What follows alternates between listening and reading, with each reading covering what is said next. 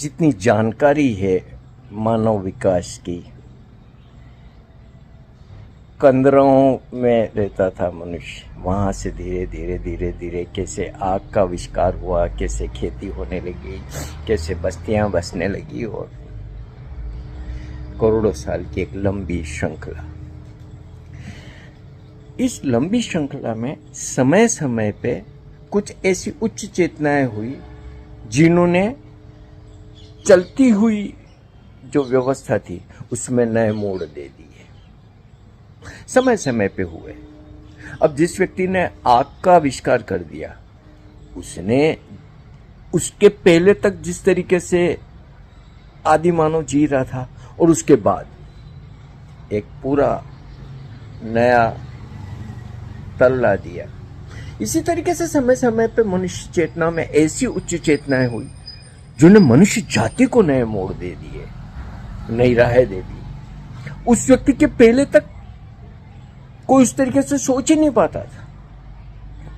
इसीलिए जब ऐसे निर्णायक जब भी लोग हुए तो समय को भी उसके अनुसार बांटा गया। ईसा के पहले, ईसा के बाद समय बट गया। बुद्ध के पहले, बुद्ध के बाद। और ऐसा नहीं है कि सिर्फ आध्यात्मिक तल पे ही ऐसी चेतनाएं हुई, हर तल पे हुई। अब राजनीति के तल पे सोचो तो कार्ल मार्क्स कितनी बड़ी निर्णायक बात है। एक विचारक ने इस मनुष्य जाति की पूरी राजनीतिक व्यवस्था में क्रांति ला दी, उथल पुथल कर दी। एक समय तो ऐसा आया लगभग पूरी दुनिया साम्यवाद के संपर्क में आ चुकी थी, और ये अकेले कार्ल मार्क्स का विचार था। तो जैसे जैसे मानव परिपक्व होता जाता है, कोई एक ऐसा व्यक्ति आता है जो उसे नई दिशा देता है, नई ऊंचाई देता है। इस मनुष्य जाति के इतिहास में आज जैसा मनुष्य जी रहा है, ये कह सकते हैं कि बहुत उच्च श्रेणी में आ चुका है। इसके पहले तक मनुष्य ऐसा नहीं था। वैश्विक गांव, ग्लोबल विलेज, इस संचार माध्यमों ने पॉसिबल कर दिया, संभव कर दिया। वसुदेव कुटुंबकम की हमारे ऋषि मुनियों ने बात की, लेकिन उसे विज्ञान ने व्यावहारिक बना दिया। आज व्यक्ति ज्यादा तार्किक है, ज्यादा समझदार है, ज्यादा शिक्षित है। तो ओशो है।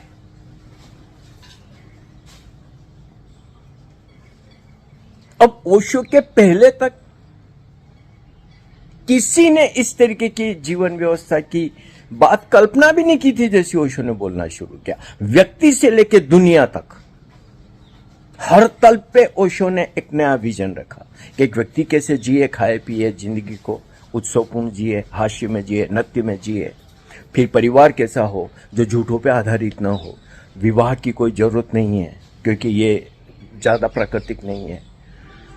रिश्तों में ईमानदारी कैसी हो, सेक्स किस तरीके से स्वीकृत हो, प्रामाणिकता और ईमानदारी व्यक्ति के जीवन में कितनी महत्वपूर्ण हो।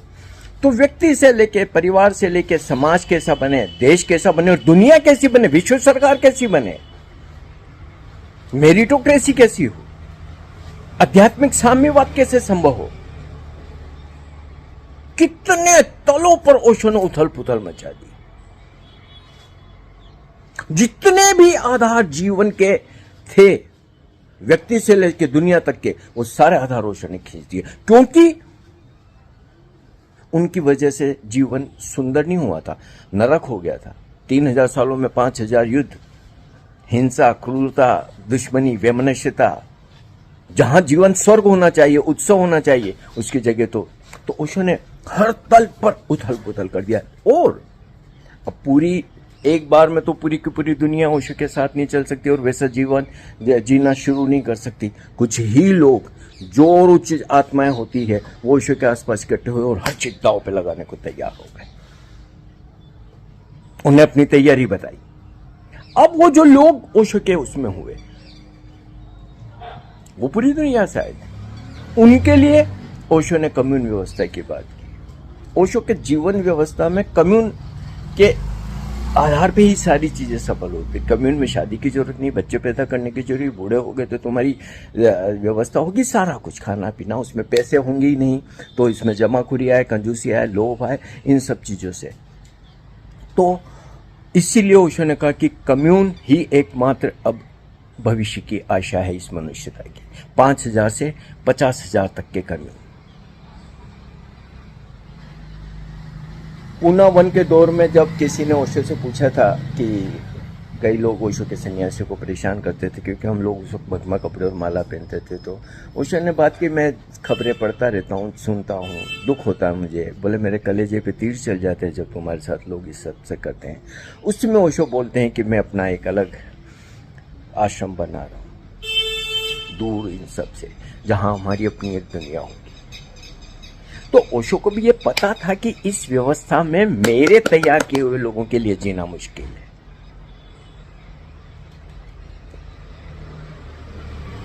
क्योंकि वैचारिक तल पे या व्यावहारिक तल पे कई चीजें ओशो की लोगों के जीवन में तो उतर गई, लेकिन जीना तो तुम्हें इस व्यवस्था, मृत व्यवस्था के साथ है, जहां सब कुछ हो रहा है वैसा ही जैसा ओशो के पहले होता था। कैसे आप तारतम्य बनाओगे उनके साथ? पता तरह तरह की मूर्ताएं देख के कब तक आप उन चीजों के साथ में अपने आप को व्यवस्थित करोगे, सामंजस्य स्थापित करोगे? मैं जानता हूं कि रोज हर तल पे क्या क्या देखने को नहीं मिलता और मूर्ता की कोई कमी होती, लेकिन आप अभिशप्त हो चुके हैं इस दर्द को जीने के लिए, क्योंकि ओशो जिस अलग व्यवस्था बनाने की बात कर रहे थे वो बनी नहीं। रजनीशपुरम की असफलता बहुत बड़ी असफलता है। My diamond days with Osho में सुनियो ने एक बात का जिक्र किया है कि ओशो को अधिकतर उसने कहते सुना कि अमेरिका जाना बहुत बड़ी गलती थी, उनके काम का बहुत बड़ा नुकसान हुआ। लेकिन अब इस इतने बड़े प्रयोग में जो लोग उस प्रयोग के हिस्से बने, जिनने अपने जीवन की आहुतियां उस प्रयोग के लिए दे दी, वो कहां जाए? वो एक पीढ़ी जो आज करीब 50, 60 साल या 70 साल या 80 साल की उम्र में आ चुके हैं, जीवन जिनने शारीरिक, मानसिक, वैचारिक, आध्यात्मिक, भावनात्मक हर तल पे तो ओशो के साथ उस विजन को जिया, और अब आपको इसके साथ जीना पड़ता है। कैसे सामंजस्य बैठाओगे आप? हर तल पे आपको रोज एक नई चुनौती पेश होती है। तो निश्चित रूप से ओशो के समय रहते, ओशो के रहते ही कई लोग अपनी अपनी दुनियाओं में जाते रहे, लेकिन कई लोग नहीं गए। कहीं न कहीं उन व्यवस्थाओं में, चाहे दुनिया में कम्यून बने हो, चाहे भारत में आश्रम पुणे में जो था कोरेगांव पार्क में, वहां पे लोग रहे। अपनी तरफ से सबने कोशिश की कि जीवन उनका वहां चले या वहां उनका जीवन का समापन हो जाए। तो उन लोगों का अधिकार था कि उस व्यवस्था में वो रहे, क्योंकि वो बाहर की व्यवस्थाओं के लिए पूरी तरीके से मिसफिट हो चुके थे, और उनके पास में ना उम्र का, न भावना का, न समझ का किसी तल पे कोई इतना अवसर था कि वो नई सामंजस्य व्यवस्था में अपने आप को स्थापित कर ले। न वो गाड़ के रहे, न वो गाट के रहे। जो ओशो की देह से जाने के बाद अपने आप धीरे धीरे धीरे धीरे पूना में रह गए थे, और वो बड़े काम के थे। पूना को भी वो बहुत कुछ दे रहे थे। उन पर जितना पूना खर्च करता उससे कई गुना वो लौटा रहे थे, और मनुष्यता को भी लौटा सकते थे, क्योंकि ओशो के जीवंत प्रयोग थे। ओशो ने उन पे अपना काम किया था, ओशो ने बहुत इन्वेस्ट किया था उनके लिए, उनको भी उठा उठा के फेंक दिया गया। बचा कौन फिर वहां पे? तो ओशो एक नई आशा बन के आया मनुष्यता के लिए, और ओशो जो जीवन शैली लेके आए, अगर वो व्यावहारिक बन पाती तो ये पृथ्वी निश्चित रूप से स्वर्ग बन जाती। ओशो जी कहते हैं कि जीवन उत्सवमय हो, वो संभव हो सकता था, लेकिन आज संभव नहीं हुआ। व्यक्तिगत तल पर निश्चित रूप से जो लोग ओशो को जीते हैं, ध्यान करते हैं, जो ओशो के इंटेलिजेंस को थोड़ा बहुत अपने अंदर जज कर पाते हैं, वो निश्चित रूप से अच्छा जीवन जी रहे हैं, तुलनात्मक रूप से दूसरों से तो। लेकिन जो एक प्रयोग ओशो ने मानवता के साथ में किया, जो एक निजता का सम्मान करता हो, जो स्वतंत्रता का सम्मान करता हो, जो काम क्रोध लोभ मोह मद की जो स्वाभाविक प्रवृत्तियां मनुष्य के अंदर होती हैं, उनकी जकड़ से और उनकी पकड़ से मुक्त, क्योंकि ये सारी प्रवृत्तियां एक गलत समाज व्यवस्था में ज्यादा प्रगाढ़ हो जाती है। अब आप एक ऐसे समाज में रहते हैं कि अगर आपने अपने धन का ध्यान नहीं रखा तो दूसरा खींच ले जाएगा, तो लोभी तो आपको बनना पड़ेगा, कंजूस तो आपको बनना पड़ेगा। अब अगर आपको सेक्स ठीक से जीने को नहीं मिलेगा तो आप कामुक हो जाओगे। तो ये सारी चीजें गलत समाज व्यवस्था से भी जहरीली हो जाती है, ज्यादा गहरी हो जाती है। तो ओशो एक नई व्यवस्था बनाई, और ओशो जिस कम्युन की बात कर रहे थे, वहां लोभ की क्या जरूरत है भाई? पैसे तो है ही नहीं, वहां तो वाउचर चलता है, वाउचर को 1 महीने में आपको खर्च करना है, तो स्वतः लोभ खत्म हो गया। कंजूसी की कोई जरूरत ही नहीं, करोगे क्या वाउचर को बचा के? तो एक नई व्यवस्था के अंदर जो प्राकृतिक चीजें हैं, जन्मों जन्मों से मनुष्यता के साथ चल रही काम को लोभ मोह मद की, ओशो ने एक नई व्यवस्था देके उनको शिथिल कर दिया, कमजोर कर दिया, या लगभग मृत प्राय कर दिया। एक व्यक्ति आनंद से जी सकता है, उसको बुढ़ापे की कोई चिंता नहीं करनी। अगर वो बूढ़ा हो जाएगा तो अस्पताल होगा, वहां ध्यान रखी जाएगी, और मर जाएगा ध्यानपूर्वक, ध्यान का एक उसको प्रयोग करेगा, बारदो करेगा, और नाचता हंसता गाता अपने मित्रों के साथ में उत्सव मनाता चला जाएगा। तो जन्म से लेकर मृत्यु तक की एक सुंदर व्यवस्था ओशो के अपने कम्युन की जो बात थी वो करके गए, लेकिन वो सफल नहीं हुआ। तो जितने लोग, इतनी दया, इतनी करुणा, इतनी इंसानियत होनी चाहिए थी, जो ये देखे क्या अब इन लोगों के लिए क्या बाहर जाके जीना और उससे सामंजस्य बैठाना संभव होगा? इन्हें अपना यौवन दिया, अपनी प्रतिभा दी, अपना समय दिया, अपना बहुत कुछ दिया, तो क्या इनके वृद्धावस्था में इनको बाहर फेंक दिया जाए? और उनको बाहर फेंकने के बाद रिप्लेस किससे कर रहे हो? जिन लोगों का ओशो से कोई लेना देना नहीं। जो व्यवस्था ओशो के उन आसपास के लोगों के लिए जीवनदायी नहीं हो सकती थी, वो व्यवस्था पैसों के लिए लोगों के लिए आप बना के रख देते हैं। तो कहीं चीजें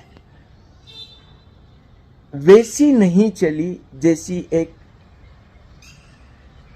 नया मनुष्य तो छोड़ दो, संन्यास छोड़ दो, ओशो के विजन को छोड़ दो, एक आम इंसानियत की जो बात होती है, एक आम लोगों के अंदर जो व्यावहारिकता होती है, पैसा भी दिखाई नहीं देता। गिरे तो ऐसे गिरे कि जैसे थे उससे भी नीचे चले गए। तो निश्चित रूप से ओशो ने एक बहुत बड़ा प्रयोग किया, और एक बहुत बड़े प्रयोग की उनने तैयारी की, और लाखों लोग उस प्रयोग के लिए अपना सब कुछ दांव पर लगा के ओशो के पास इकट्ठे भी हो गए। बदकिस्मती से वो प्रयोग सफल नहीं हुआ। उसकी सफलता निश्चित रूप से बहुत लोगों के गहरे ध्यान में जाने से भी संभव होती, क्योंकि ओशो ये बात तो बोल रहे थे कि कम्युन अगर सफल होगा तो ध्यान की वजह से होगा, ध्यान के आधार पे होगा। तो वो भी कमी तो रही, मैं तो मानता हूँ, लेकिन फिर भी ओशो में इतनी क्षमता तो थी कि उस कमी को वो अपने देह में रहते ही पूरा कर लेते। तो ओशो एक आशा बन के तो आए इस मनुष्य जाति के लिए। ये जब पृथ्वी पूरी एक निर्णायक दौर में आ चुकी है, और जैसे हालात आज हैं, जैसे भयानक अस्त्र शस्त्र बन चुके हैं, और जिस तरीके के राजनेताओं के हाथों में वो सारी शक्ति निहित है, और जो कुछ पूरी पृथ्वी पर खींचता नहीं चल रही है, और मनुष्य जैसा दुख से और पीड़ा से और मानसिक विकारों से उबल रहा है। ओशो ने करीब 45 साल पहले बोला था कि मनुष्यता पर दुख की जैसी लेयर जम चुकी है, ऐसी पहले कभी नहीं थी, और इन 45 सालों में उस लेयर को कई गुना बढ़ा दी, कम नहीं हुई। तो कमर तो टूटी जा रही है उस सारे वजन से। एक बौद्धिक विश्लेषण के आधार पे तो नहीं कह सकते कि अब कोई आशा है इस पृथ्वी के लिए, क्योंकि पर्यावरण की भी स्थिति बहुत खराब है। ग्लोबल वार्मिंग बहुत ही बड़ी चुनौतियां पेश कर रही है, और क्या है ऐसा जो कि आप उसके लिए आशा मान सकते हो? इतना विद्वेष है, इतना हिंसा है, इतनी क्रूरता है, इतना अंदर उन्माद है, और फिर आज न्यूक्लियर बम है मनुष्य के हाथ में, विनाशकारी न्यूक्लियर बम। तो इसकी कोई आशा तो नहीं की जा सकती। अब ओशो एकमात्र आशा बन के आए। अस्तित्व ने जितनी बड़ी चुनौती थी तो एक अवसर दिया कि भाई सुन लो इस व्यक्ति की, तो स्वर्ग जैसा जीवन जियोगे। नास्ट्राडामस की किताबों पे जो लोग काम करते हैं, जॉन होग जिसने एंडलेस टुमारो एक किताब लिखी, नास्ट्राडामस के ऊपर लिखी हुई किताबों में बड़ी प्रामाणिक किताब मानी जाती है, जो अमेरिका की बेस्ट सेलर बुक रही है। उस जॉन होग ने भी ये पूरा विश्लेषण किया कि नास्ट्राडामस का मसीहा कोई है तो वो ओशो है, और अगर ओशो की सुनी रही तो एक अनंत काल चलेगा इस पृथ्वी पर, जो शांति का होगा, प्रेम का होगा, आनंद का होगा, सृजन और सत्यम और सत्यम शिवम सुंदरम का होगा। जॉन होग वो राइटर है, जब ओशो ने देह छोड़ी तो उसकी अंतिम उसमें वो जॉन होग भी था। मैंने किताब पढ़ी। तो आशा तो बन के आए ओशो, लेकिन आज जो ओशो का काम जिस तरीके से, जिस स्थिति में है, और मनुष्यता जिस स्थिति में है, तो ऐसा लगता नहीं कि ये पृथ्वी अब ज्यादा सांस ले पाएगी। हो सकता था, लेकिन हुआ नहीं। हमारे चैनल को सब्सक्राइब करिए, लाइक करिए, शेयर करिए।